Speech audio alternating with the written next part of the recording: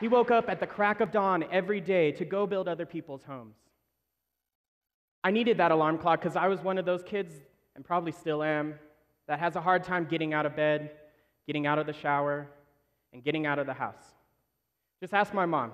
She spent her days making sure that I got to school, and that when my sister and I got there, we had the absolute best education possible. It was from my family that I first learned about hard work and advocacy. I vaguely remember a time when my family took Albuquerque Public Schools to court. They took them to court over unfair practices regarding people of color and their access to language education.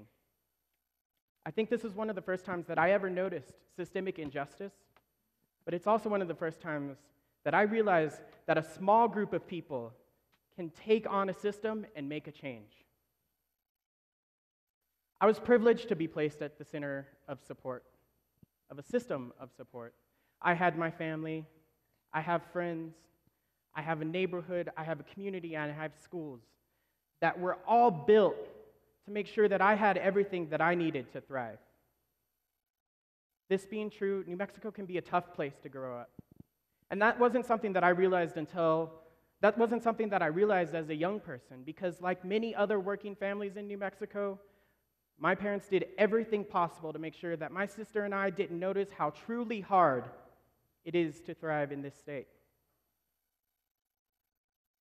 It wasn't until I got older that I began to realize the different places that my peers and other people in the community occupied in this society. I noticed extreme disparity and incredible difference, and that's when I decided I had to do something about it. I made a commitment to myself, my family, and my community to plant my roots and to work to make change. A lot of people, they like to tell us what's different about us. They like to tell us what's wrong. It seems like every day a new national organization comes out ranking New Mexico poorly when compared to other states. The Annie E. Casey Foundation ranks New Mexico at 49th in childhood well-being. New Mexico has an opportunity index ranking of 51 when compared to other states in Washington, D.C. We are losing young, brilliant minds to addiction, violence, the school-to-prison pipeline, and other cities in other states with more opportunity. Recently, our communities have been rocked by tragedy. From church bombings to road rage, all of us have been affected by senseless acts of violence, especially those against the youngest members of our society.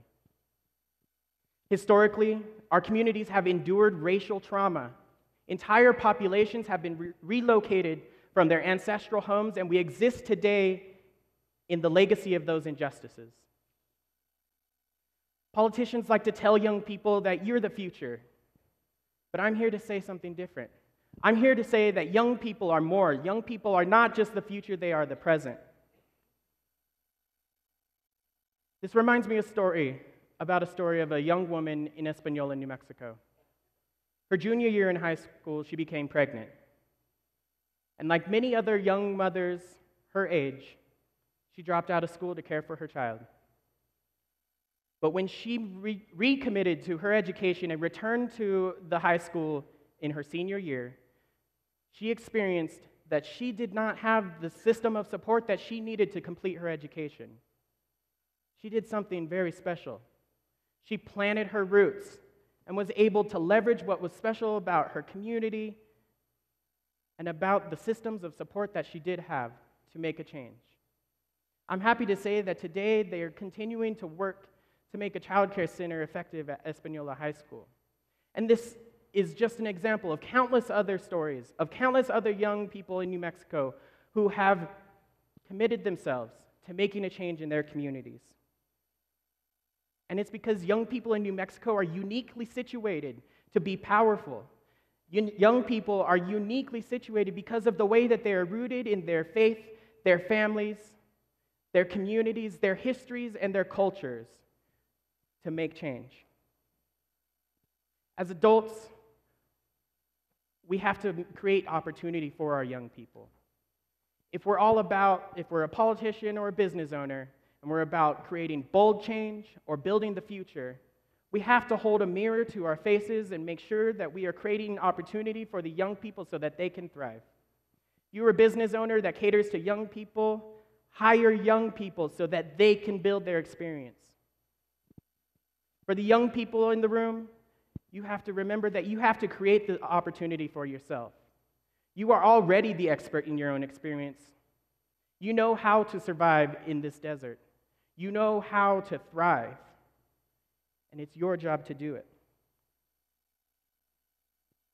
So I'm here to say, all you have to do is get out of bed, get out of the shower, get out of the house, pull that goat head out of your foot, and realize that you are powerful.